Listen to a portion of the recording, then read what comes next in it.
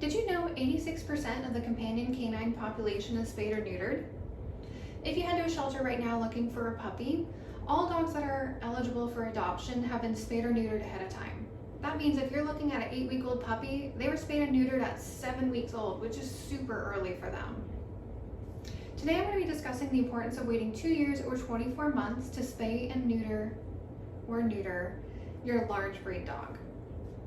By the end of my speech, you will have learned many medical reasons as to why to wait, and hopefully this is going to give you a good basis on how to make a decision in the future for your next puppy. So we will be discussing vet care and how it has changed from the past to now.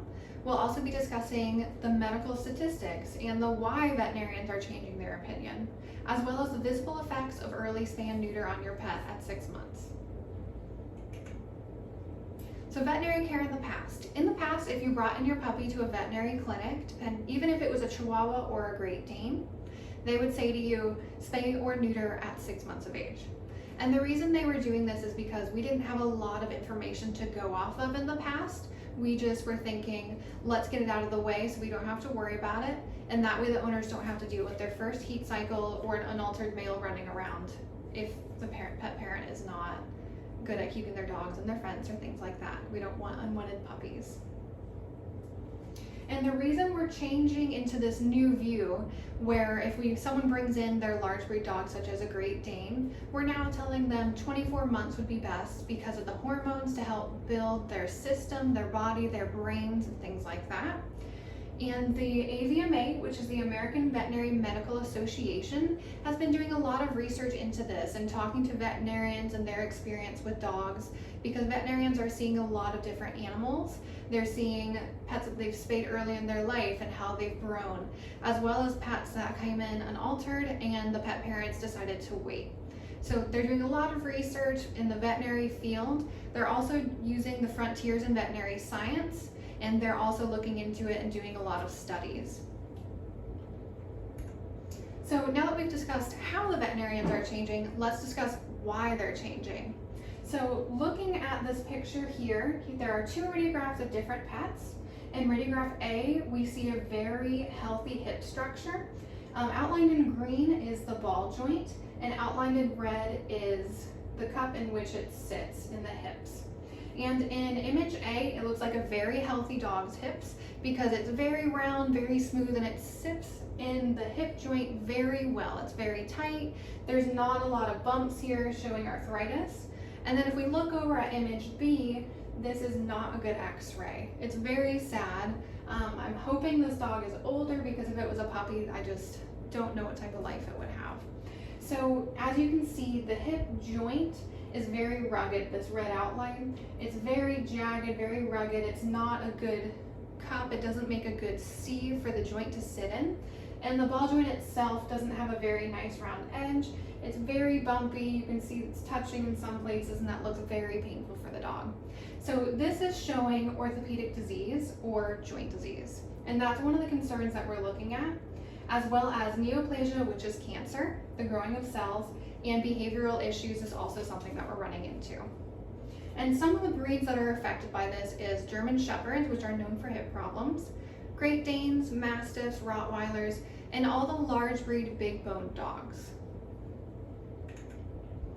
Here we have a graph showing the risk of joint disorders in German Shepherd dogs, and we're showing the males and females here. In the males, this light blue bar that's very tall is showing neutering at 6 months or earlier, and this bar is at 19%.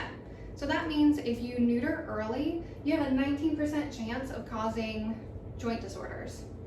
Looking at this dark blue bar, this is 2 years of age as neutered, and that goes down to 9%. So that is a drastic change.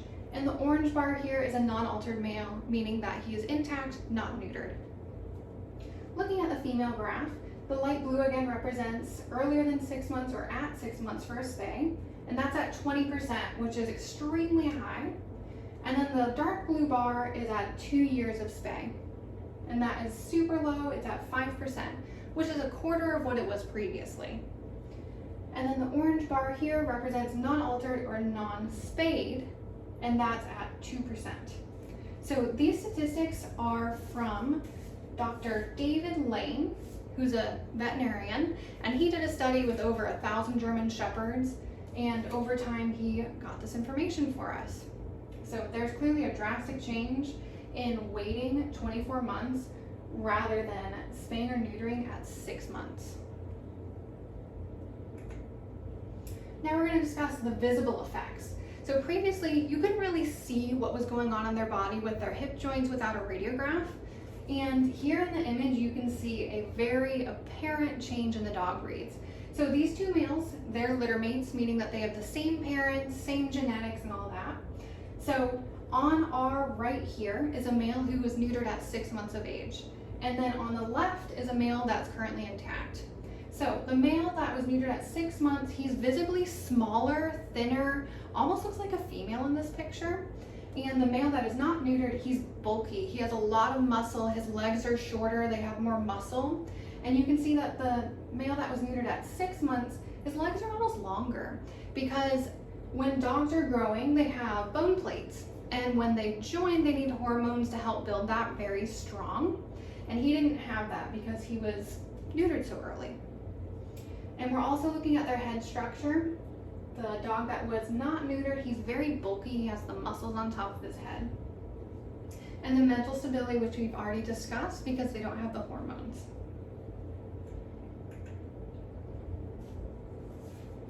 So now that we've discussed vet care, how it has changed and why it has changed, as well as the risk statistics and the visible effects that you can see when you spay or neuter your dog early. My question to you is, how many of you have decided to refrain from spaying or neutering your dog in total? Or if that just seems like it's too drastic, how many of you have decided to wait at least until 24 months to get your dog spayed and neutered?